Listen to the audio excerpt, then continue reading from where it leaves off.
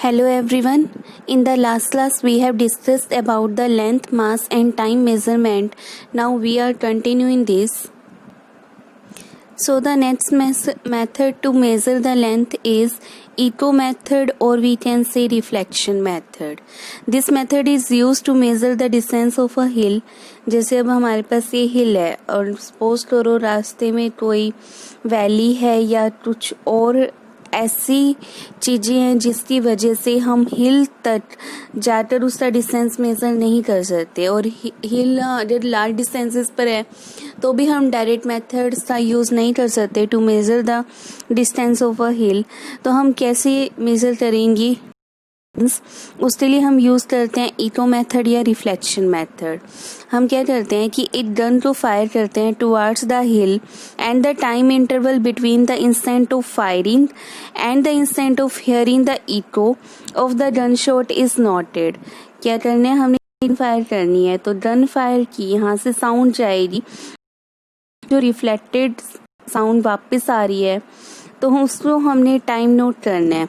इन दोनों का time note करना है.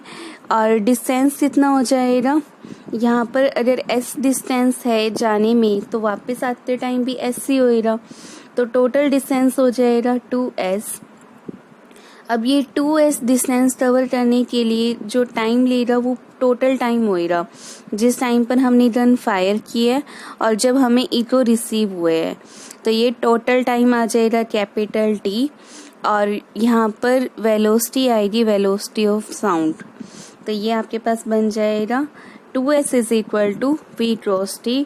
If v is the velocity of sound, s is the distance of the hill from the observer and t is the total time taken. Clear?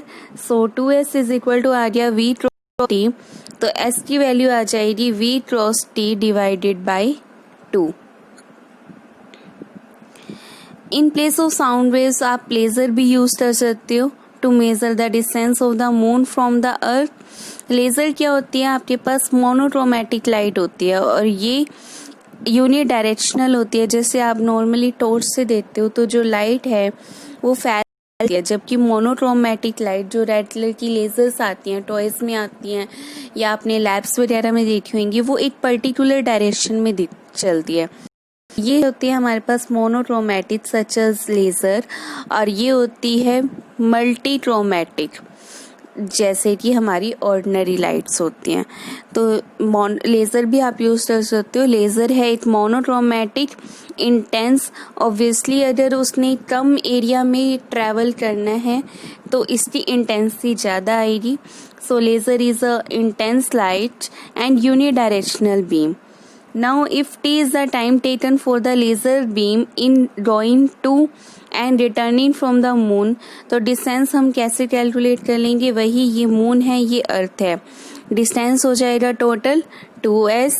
यहाँ पर अब आप light use कर रहे हो, सो आपके पास स्पीड आ जाएगी c के इक्वल, वेलोसिटी आ जाएगी c के इक्वल, टोटल टाइम हमने मान लिया t. So 2s is equal to आ जाएगा c क्रॉस t, और यू कैन से s आ जाएगा c cross t divided by 2, where c is 3 into 10 raise to the power 8 metre per second. Now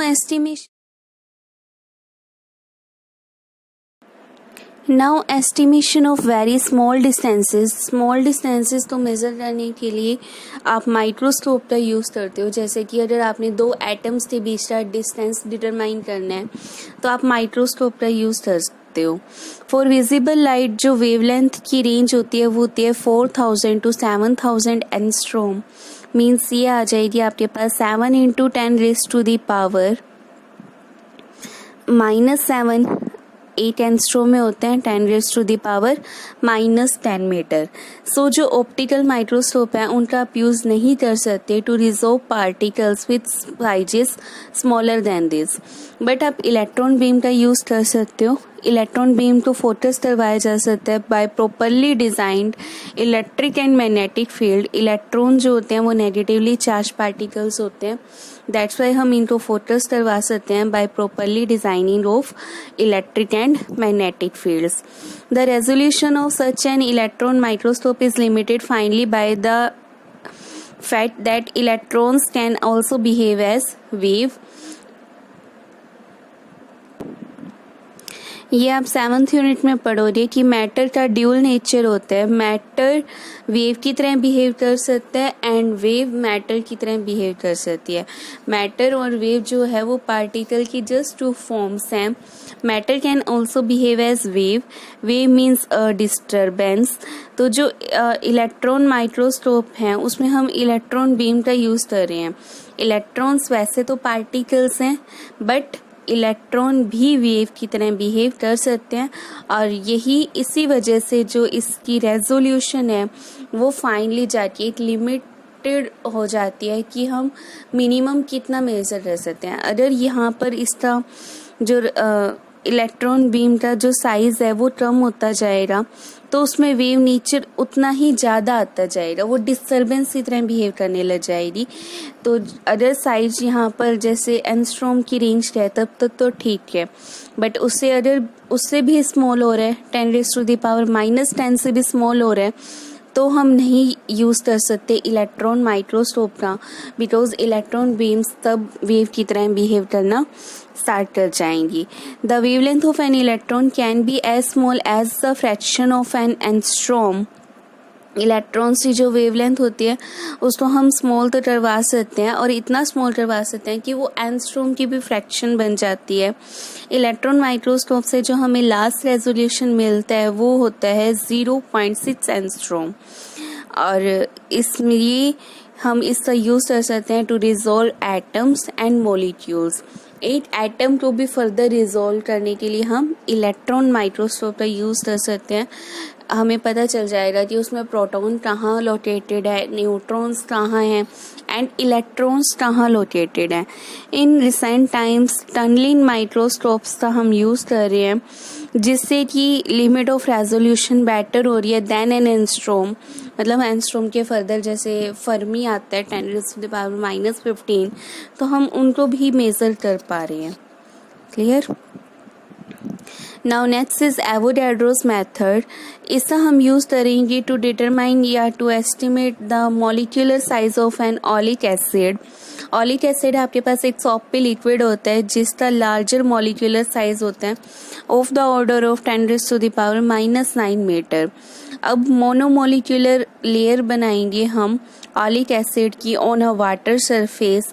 इसीलिए हमने क्या करना है, ऑलिक एसिड का 1 सेंटीमीटर क्यूब लेना है और इसको अल्कोहल में डिज़ोल्व कर लेना है. तो हमारे पास कितना सॉल्यूशन बन गया, 20 सेंटीमीटर क्यूब सॉल्यूशन हमने बना लिया है. 1 centimetre cube is equal to 1 ml. तो हमारे पास 1 centimetre cube of oleic acid है और उसमें हमने अल्कोहल डाल दिया ताकि हमारे पास टोटल सॉल्यूशन आ जाए 20 सेंटीमीटर क्यूब. फिर अगेन हमने इसका 1 सेंटीमीटर क्यूब लेना है और फिर इसको डिज़ोल्व करना है इन 20 सेंटीमीटर क्यूब यूजिंग अल्कोहल. ठीक है, तो आपके पास कंसंट्रेशन कितनी आ जाएगी, 1/20 इंटू 20. पहले 1 और इन 20, फिर इसका भी 1 इन 20. तो टोटल जो concentration, net concentration of the solution is now 1/20 into 20 centimetre cube of the oleic acid per centimetre cube of the solution. अब हमने एक कोई भी यूटेंसिल लेना है, कोई कंटेनर लेना है और उसमें वाटर डालना है और उसके ऊपर सम लाइकोपोडियम पाउडर को स्प्रिंकल करना है. लाइकोपोडियम पाउडर बहुत ही थिन लेयर बना लेगा on the surface of water. फिर हमने क्या करना है, ऑलिक एसिड को स्प्रेड करना है in a thin large and रफली circular film of the molecular thickness on water surface. पहले वाटर पे lycopodium powder then oleic acid, तो एक बिल्कुल थिन लेयर आ जाएगी on the water surface lycopodium powder की और ऑलिक एसिड की. फिर हमने क्या करना है, डायमीटर मेजर कर लेना है इस थिन फिल्म का. अब सपोज कर लेते हैं कि हमारे पास n ड्रॉप्स हैं ऑलिक एसिड की in the water.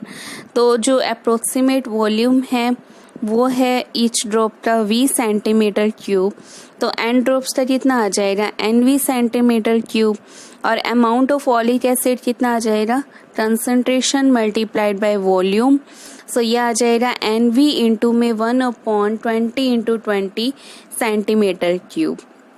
Now if A is the area of the film, so thickness का फॉर्मूला क्या आ जाएगा वॉल्यूम अपॉन एरिया. वॉल्यूम क्या होता है आपके पास एरिया इंटू थिकनेस या हाइट बोल दो. सो यहाँ से आपके पास थिकनेस आ जाएगी वॉल्यूम अपॉन एरिया, तो ये आपके पास था वॉल्यूम और एरिया से हमने क्या कर दिया डिवाइड, तो ये बन जाएगा NV upon 20 into 20 into A centimetre. अगर फिल्म की मोनोमोलिक्यूलर थिकनेस है तो ये तो सिंपल क्या आ जाएगा डायमीटर ही आ जाएगा, और ये डायमीटर आ रहा है of the order of 10⁻⁻⁹ metre, और मल्टी मोलिक्यूलर है तो हम उतनी ही लेयर से डिवाइड कर देंगे. Clear. Now measurement of mass. Mass की ऐसा यूनिट होती है किलोग्राम, और जैसे हमने बेसिक यूनिट की डेफिनेशन में किया था कि एक प्रोटोटाइप है जो कि रखा हुआ है International Bureau of Weights and Measurement in France, तो उसमें एक सिलेंडर पड़ा है जिसका जो वेट है उसको हमने 1 kg बोला है. इन इंडिया भी ये अवेलेबल है, ये सेम प्रोटोटाइप का वही सिलेंडर जो कि रखा हुआ है national Physical laboratory new Delhi में. अब जब हम डील करते हैं with atoms and molecules, kilogram एक इनकन्वीनियंट यूनिट हो जाती है बिकॉज एटम्स और मॉलिक्यूल्स का मास बहुत ज़्यादा कम होता है. सो इसीलिए हम यूज़ करते हैं AMU, a unified atomic mass unit 1 AMU.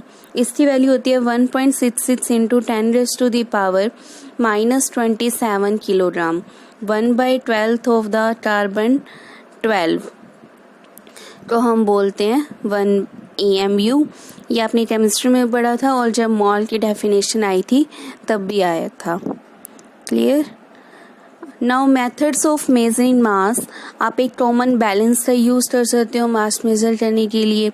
अगर आपने लार्ज मासेस को मेज़र करना है तो आप ग्रेविटेशनल मेथड का यूज़ करोगे कि उसमें कितनी फोर्स लग रही है, देन आप रेडियस जो डिस्टेंस आएगा वो पैरेलक्स मेथड से मेज़र कर लोगे, फोर्स मेज़र कर लोगे, then you will calculate the mass.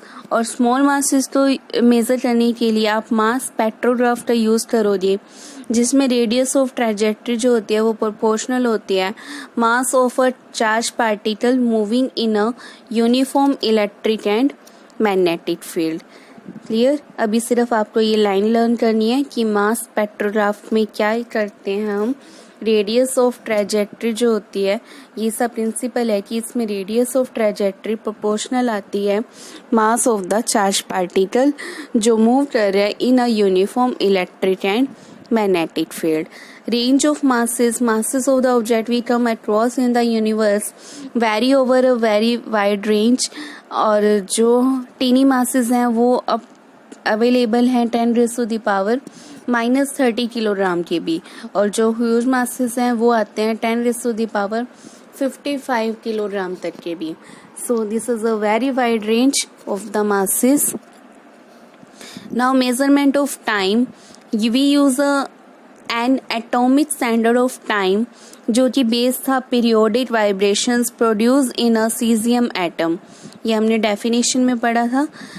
So this is the basis of the caesium clock जिसको हम कई बार एटॉमिक क्लॉक भी बोलते हैं, use in the national standards. So caesium atomic clock का प्रिंसिपल क्या है, इसमें जो सेकंड है उसको हमने लिया हुआ है time needed for 91926317770 vibrations of the radiations corresponding to the transition between two hyperfine levels. जहाँ से जब रेडिएशंस आ रही हैं, कितनी रेडिएशंस 91926317770 वाइब्रेशंस, तो जितना टाइम लग रहा है उसको हमने बोल दिया 1 second. Transition between the two hyperfine levels of the ground state of cesium 133 atom.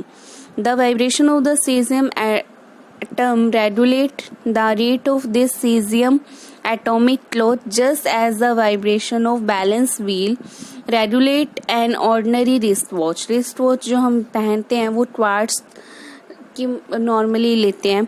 Quartz भी क्या करता है, वाइब्रेट करता है और एक वाइब्रेशन के टाइम के बाद हमारी जो नीडल है वो आगे मूव करती है. तो वो 1 सेकेंड हमने फिक्स किया हुआ है. फिर भी हमने सीजियम एटॉमिक क्लॉक को National Physical Laboratory NPL New Delhi में रखा हुआ है to maintain the Indian standard of time.